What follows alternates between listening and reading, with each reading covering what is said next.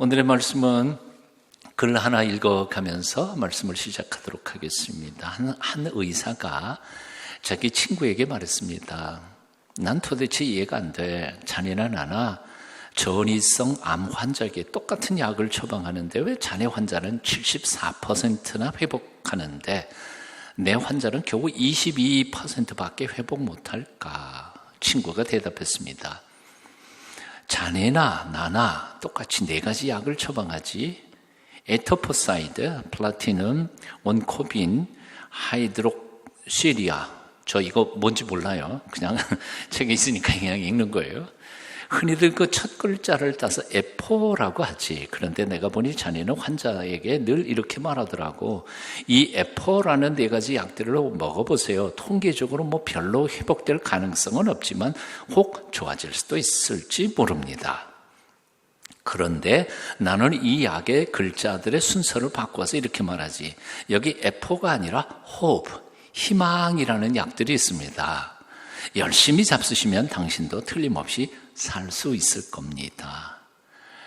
이제 캔필드라고 하는 사람의 가장 절망적일 때 가장 큰 희망이 온다 하는 책에 나온 실화의 이야기입니다.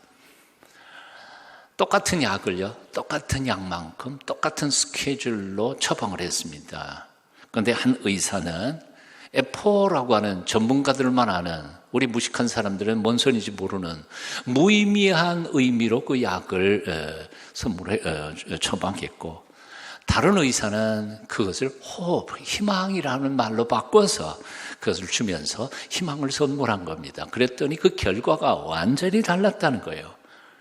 희망이라는 이름으로 처방받아서 그것을 약을 먹은 환자는 10명 중에 7명이 살아났고, 그렇지 않은 다른 환자들은 10명 중에 7명이 죽었다는 거죠. 잘 들으신 거예요? 이게 엄청나게 다른 거예요. 10명 중에 7명이 사는 수도 있고 죽는 수도 있다는 거예요. 그거 하나가 약의 차이가 아니라는 거예요. 약의 차이가 아니에요. 그럼 뭐예요? 희망의 차이인 거죠. 그러니까 여기서 우리가 발견할 수 있는 진리가 뭐예요? 약보다 더 중요한 것은 마음속에 품고 있는 희망이라는 거예요. 한번 따라해 보실까요? 희망은 약보다 더 중요하다. 예, 희망 없이 먹는 건 의미가 없어요. 효과도 없어요, 약을 먹어도. 그러나 꿈과 희망을 가지고 먹으면 그게 힘이 된다는 거죠. 집 없는 사람들을 가리켜서 우리는 홈레스라고 말합니다. 해가 뉘어뉘어 지고 쉴 곳 없는 홈레스, 집 없는 사람, 가정 없는 사람들, 정말 비극적이고 처참한 사람들이죠. 하지만 이 사람들보다 더 처절하고 불행한 사람들이 있습니다. hopeless입니다. 희망이 없는 사람들이에요. 희망이 없는 사람들. 아무리 삶이 어렵고 힘들어도 내일에 대한 희망이 있다면 우리는 어떻게 하든지 살아남을 수 있어요. 하지만 아무리 풍족하고 형편이 좋아도 내일에 기댈 것이 없고 희망이 없다면 우리는 살아갈 힘과 용기를 잃어버리게 되는 거죠. 그래서 오늘 이 시대의 가장 큰 비극은 돈이 없는 게 아닙니다. 배우지 못한 게 아닙니다. 빽이 없는 게 아닙니다. 내일의 희망이 점점 흐려져 가고 있는 것입니다. 왜 오늘날 많은 사람들이 그렇게 쉽게 자살을 합니까? 심지어는 젊은이들까지 말이죠. 왜 그렇게 자살을 많이 할까요? 왜 세계 제1의 자살률이 대한민국일까요? 이유는 간단합니다. 아무리 열심히 일하고 몸부림을 쳐도 내일에 대한 희망이 보이지 않으니까. 하나밖에 없는, 한 번밖에 없는 자신의 삶의 기회를 포기해버리는 거 아닐까요? 그래서 희망이라고 하는 것은 우리가 살아야 할 이유이고 목적이고, 사실은 우리 인간의 불행을 치료할 수 있는 가장 최고의 명약이라고 말할 수 있어요. 한 번밖에 못 사는 삶을 참으로 의미 있고 뛰고 달리게 만들 수 있는 가장 강력한 파워, 힘이 바로 희망이에요. 희망이에요. 사회심리학자 에리 프롬은 그래서 인간을 뭐라고 표현했냐면 호모 에스페란스, 희망을 가진 희망으로서의 인간이라고 정의를 했습니다. 1%의 희망만 있어도 살아갈 수 있는 게 바로 인간이라는 거죠. 2차 세계대전 때 아우슈비츠 수용소에서 살아남은 유대인 의사가 있습니다. 빅터 프랭클이라고 하는 사람이죠. 빅터 프랭클. 그는 갑자기 다른 조건이 악해진 게 아니에요. 어려워진 게 아니에요. 그런데 똑같은 조건이었는데 1944년 성탄절과 그리고 정월을 지나서 갑자기 20-30%의 수용소에 있는 사람들이 죽어버렸습니다. 그 이유에 대하여 분석하면서 이렇게 말해요. 100%의 희망이 보장되었기 때문에 나머지 사람들은 살아난 게 아니라는 거예요. 1%도 안 되는 희망이라도 그 희망의 줄을 붙잡고 있었던 사람들은 살아났지만 그 희망의 줄을 놔버린 사람들은 그냥 죽어버리더라는 거지. 희망의 줄을 붙잡은 사람들. 그래서 빅터 프랭클은 이렇게 표현합니다. 희망은 죽음의 공포를 이겨낼 수 있는 가장 강력한 힘이다. 힘. 자, 그렇다면 중요한 것은 그럼 희망이라는 게 뭘까? 소망이라는 게 뭘까 하는 거죠. 여러분 흔히 소망, 희망 그러면 뭐라고 생각해요? 내일은 오늘보다는 잘 되겠지. 내년은 좀 나아지겠지 하는 막연한 기대감을 소망이라고 생각해요. 예, 그래요. 일반적 정의는 그런 거예요. 하지만 그런 희망이 우리를 실망을 가져다 줄 때가 얼마나 많아요. 그래서 어떤 저자는 희망의 저주라는 책을 썼어요. 희망했는데 희망대로 안 되는 일이 훨씬 더 많더라는 거지. 성경에서 말하는 희망이라고 하는 것, 소망이라고 하는 것은 뭘까요? 그게 아니에요. 물에 빠진 사람이 지푸라기라도 하나 건질 만큼, 잡을 만큼 뭐 될 가능성은 없지만 그래도 꿈이라도 꾸면서 살자. 그게 성경에서 가르쳐주는 희망일까? 아니라는 거예요. 성경에서 말하고 있는 소망은 그런 게 아니라는 거예요. 될지 안 될지도 모르는 것에 대한 기대 심리가 성경에서 말하는 희망이 아니라는 거예요. 성경에서 말하는 소망, 특별히 히브리어에서 가만히 있어봐요. 티크바, 어디에 던지 몰랐어요. 티크바라고 하는 히브리어는 사실은 그렇게 될지도 안 될지도 모르는 헛된 기대감을 얘기하는 게 아니라 가장 확실한 소망이신 하나님 그분을 가리켜서 소망이라고 표현한 거예요. 다시 말하면 구약 성경에서 소망 티크바는 가장 확실하고 믿음직한 하나님을 붙잡는 것을 소망이라고 표현했습니다. 어떤 환경과 조건에서든지 하나님의 약속은 반드시 성취될 것이고 분명하게 이루어질 것을 확신하고 그 하나님을 붙잡고 사는 것을 소망 안에서 산다고 표현하는 겁니다. 그래서 이렇게 소망을 가진 사람들은 어떤 시련이 다가와도 두렵지 않습니다. 무섭지 않습니다. 겁내지 않습니다. 왜냐하면 나를 도와주실 하나님이 살아계신다는 사실을 믿기 때문에, 그리고 그분이 약속하신 약속은 반드시 성취될 것을 믿기 때문에, 그러니까 우리가 그냥 막연히 내일은 잘 될 거야 그런 희망이 아니고 하나님이 살아계시니까, 하나님이 나를 도와주시니까, 하나님이 나를 사랑하니까, 그러니까 반드시 잘 될 거라고 하는 소망을 하나님을 붙잡을 때 생기는 그 어떤 것, 티크바라고 표현한 겁니다. 그래서 오늘 구약의 본문 예레미야 14장 8절에 보면 예레미야는 하나님을 이런 이름으로 불러요. 이스라엘의 소망이시요 고난당한 때의 구원자이시요. 하나님이 누구라고요? 이스라엘의 소망이라고 불러요. hope for Israel. 이스라엘의 소망이신 하나님 하고 불러요. 그리고 어려운 때에 우리를 구원하시는 구원자이시여 하고 부르시죠. 무엇이 소망입니까? 누구가 소망입니까? 하나님이 소망이라는 거예요. 근데 곰곰이 생각해 보십시오. 인생에 확실한 게 있어요? 인생에 확실한 게 있어요? 하나도 없어요. 잘 되라는 보장이 있어요? 하나도 없어요. 백신 개발 가까운 때 이루어질 것 같아요? 그 보장을 누가 해줘요? 확실한 건 하나도 없어요. 빌 게이츠가 뭐라 했든 뜬 소문 아무리 돌아도 확실한 건 하나도 없어요. 사업이 어떻게 될지 없어요. 확실한 건 딱 하나밖에 없어요. 하나님밖에요. 하나님. 그분은 확실한 우리의 소망이세요. 그래서 그 하나님을 든든히 붙잡는 자만이 어떤 역경 속에서도 일어날 수 있다는 거예요. 그분은 전능하시기 때문에, 그리고 그분은 나를 너무너무 사랑해서 아들까지도 죽이신 분이시기 때문에, 그래서 그 아무리 세상의 삶이 어렵고 힘든 조건 속에서도 그분을 소망으로 삼고 있는 사람들에게는 용기를 가지고 이겨낼 수 있고 넉넉히 이길 수 있다는 거지. 이게 바로 사도 바울이 고백했던 로마서의 고백입니다. 누가 우리를 그리스도의 사랑에서 끊으리요? 환난이나 권고나 박해나 기근이나 적신이나 위험이나 칼이랴. 기록된 바 우리가 종일 주를 위하여 죽임을 당하게 되며 토살당할 양같이 여김을 받았나이다 함과 같으니라. 그러나 이 모든 일에 우리를 사랑하시는 이로 말미암아 우리가 넉넉히 이기느니라. 한번 따라해 보십시오. 우리가 넉넉히 이기느니라.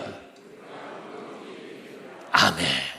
하나님을 소망으로 붙잡고 살아가면서 그분을 온전히 붙잡고 떨어지지 않는 사람, 세상에 어떤 환난과 역경이 닥친다 할지라도 넉넉히 승리하고 이길 수 있다는 거지. 오늘 구약의 본문 예레미야 14장 7절 이하의 말씀, 사실은 아까 성경 봉독할 때 그렇게 쉽게 이해할 수 있는 본문은 아니었을 겁니다. 기억이 하나도 남지 않았을 거예요. 말씀이 좀 어렵게 번역됐기 때문에 좀 쉬운 번역으로 저와 함께 같이 읽어보시겠습니다.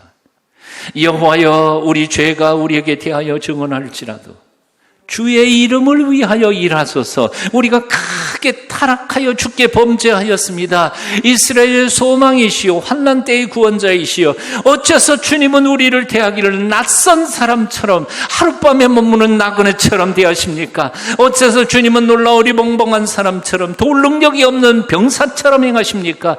여호와야, 아무리 그래도 주님은 우리와 함께 계시지 않습니까? 우리가 당신의 백성이 아닙니까? 그러니 우리를 버리지 마옵소서. 얼마나 간곡한 부르짐인지 몰라요. 그런데 이 중에서도 특별히 7절 말씀, 영어 번역에 보면 이렇게 돼 있어요. Although our sins testify against us. Although, 비록 our sins, 우리들의 죄들이 testify against us, 우리 자신을 고발하는 안에 있다 할지라도, Oh Lord, 주님, do something for the sake of your name. 당신의 이름을 위하여 뭔가 해주세요. 뭔가 해주세요. 여기에 담겨져 있는 뜻은 바로 이런 겁니다. 이 말씀을 선포할 때 남왕국 유다는 하나님 앞에 너무 많은 죄를 지었습니다. 그들의 죄가 그들의 자신을 고발하고 있었습니다. 그래서 선지자 예레미야도 감히 그들을 심판하시겠다는 하나님의 심판의 메시지 앞에 하나님 앞에 대들지 못하고 청하지 못하고 있었습니다. 맞아요. 우리는 맞았어요. 망했어요. 이렇게 허물과 죄 가운데 살았으니 우리가 망하는 게 당연하지요. 하나님 앞에 대들지 못했어요. 그런데도 불구하고 예레미야는 그래도 하나님 앞에 매달립니다. 희망을 버리지 않습니다. 왜? 하나님이 여전히 당신의 백성을 사랑하는 줄 믿기 때문입니다. 포기하지 않고 매달립니다. 첫째는 하나님의 긍휼하심을 믿기 때문이고, 두 번째는 달리 갈 데가 없었으니까요. 희망을 걸 데가 아무 데도 없었으니까요. 그러니까 하나님 앞에 매달리는 것. 그야말로 배수친을 친 겁니다. 하나님, 우리 죄진 거 맞아요. 이 민족이 하나님의 심판을 받아 마땅해요. 하지만 그래도 우리가 하나님 백성 아닙니까? 우리가 당신 자녀 아닙니까? 하나님, 우리 하나님 아닙니까? 그렇다면 그냥 망하게 돼서는 안 되지 않아요. Do something for your namesake. 당신의 이름을 위하여 뭔가 우리를 위해 해 주십시오. 용서하시고 우리를 회복시켜 주십시오. 이게 바로 예레미야의 고백입니다. 우리 인생들에게 유일한 참된 소망, 오직 하나님 한 분뿐입니다. 그래서 시편 기자는 시편 62편 5절 6절에 이렇게 말합니다. 나의 영혼아, 잠잠히 하나님만 바라라. 물은 나의 소망이 그로부터 나는도다. 오직 그만이 나의 반석이시여 나의 구원이시여 나의 요새이시니 내가 흔들리지 아니하리로다. 아멘. 시편 71편 5절입니다. 주 여호와여, 주는 나의 소망이시요 나의 어릴 때부터 신뢰한 이 믿었던 분이십니다. 다윗도 고백합니다. 주여, 내가 무엇을 바라리요? 세상에 내가 바랄 게 뭐 있습니까? 붙잡을 게 뭐 있습니까? 나의 소망은 오직 주께 있나이다. 하나님만이 우리의 소망이십니다. 오직 하나님께만 소망을 두십시오. 사도 베드로는 그의 편지 속에서 이렇게 말합니다. 오늘 15절 함께 같이 읽어보실까요? 함께 읽어봅니다. 시작. 너희 마음에 그리스도를 주로 삼아 거룩하게 하고 너희 속에 있는 소망에 관한 이유를 묻는 자에게는 대답할 것을 항상 준비하되 온유와 두려움으로 하고. 다시 한번 제가 뜻을 생각하며 읽어볼까요?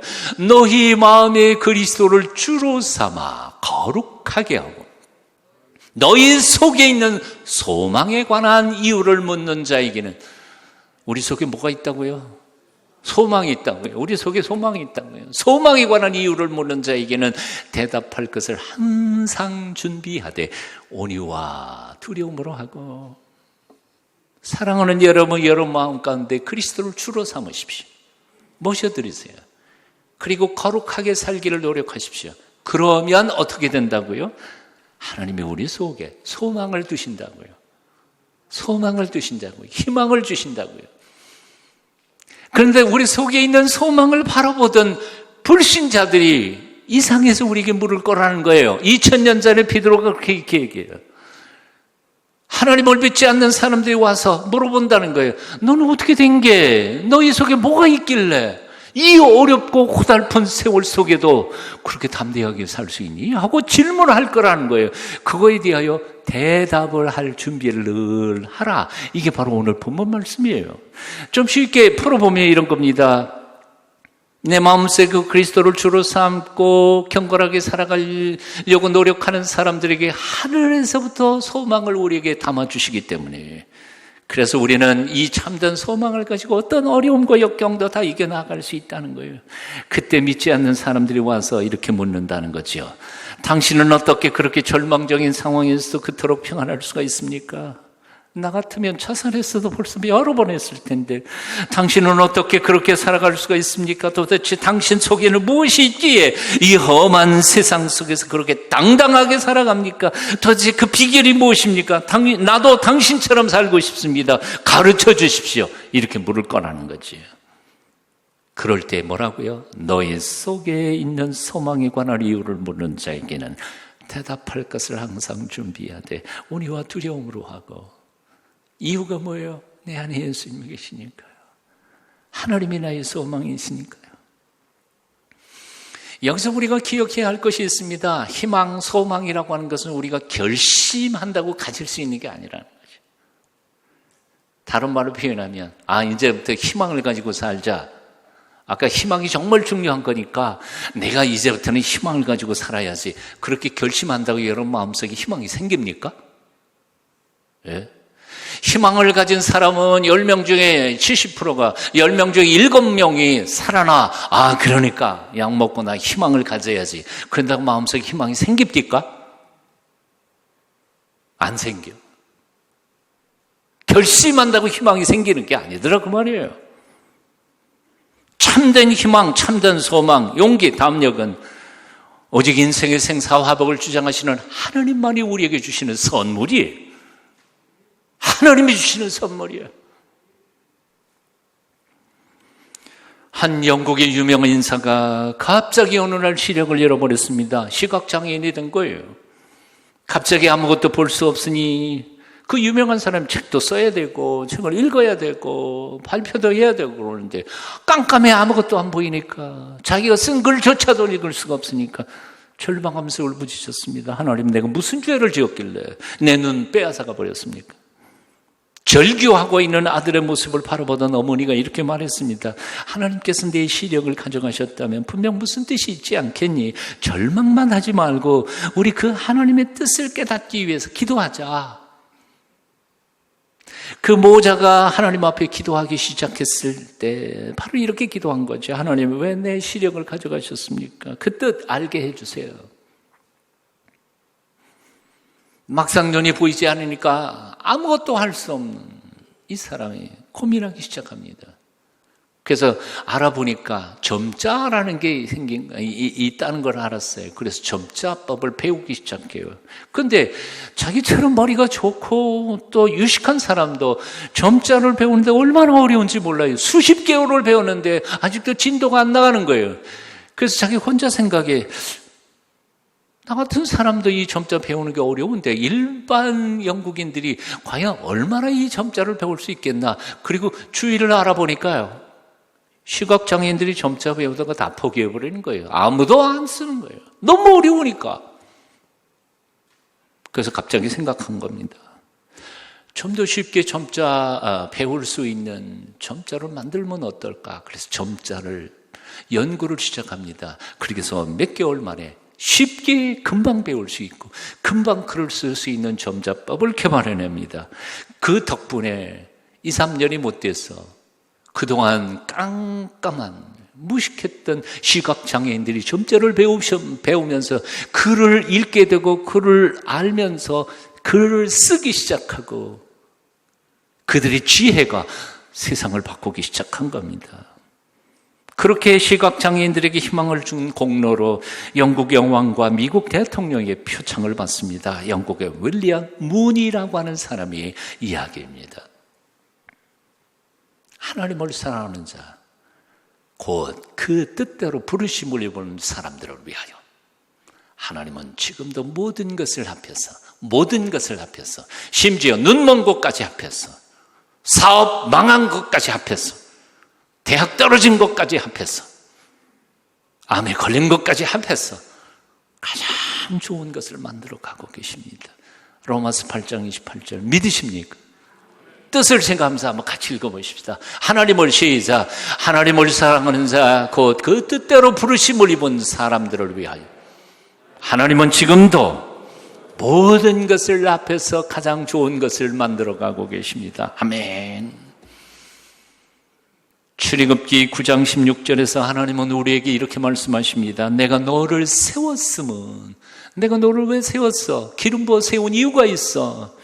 나의 능력을 내게 보이고 내 이름이 온 천하에 전파되게 하려 하였습니다. 너를 통해 영광 받기를 원해서 너를 세웠단다. 사랑하는 여러분, 지금 요즘 너무 힘들고 어렵습니까? 시련 속에 있습니까? 너무 쉽게 포기하지 않기를 바랍니다.